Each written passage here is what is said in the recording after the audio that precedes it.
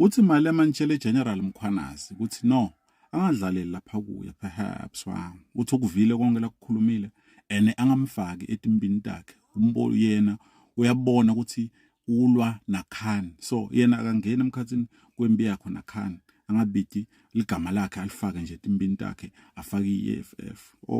Mkhwanazi ukhulumela ku committee lapha eParliament wathi no wathi Julius Malema ngaKhan manje lokho umkwatisile Malema ene kule speech sakhe Malema akaphiki ukuthi vele umathi ngaKhan yebo ene mina bengicabanga ukuthi akuna big deal lapho nangithi wena ngikwati ngaloya yebo inkinga beyilapha kumadlanga commission la sergeant bangisayitsheni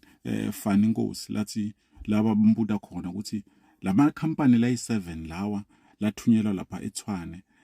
asuka ku CIC Juju ngibani CIC Juju wathi nawo Fani hayi ngimi CIC Juju so sabamba lo ukuthi nguye so la ukuthi nize nilwe perhaps ngathi ngoba ulwe kakhulu Malema waze wagcina wathi no ya so dzino ukukhuluma ubita umntwana wakhe uthatha ukukhuluma hey my name is Ratanang from Ward 13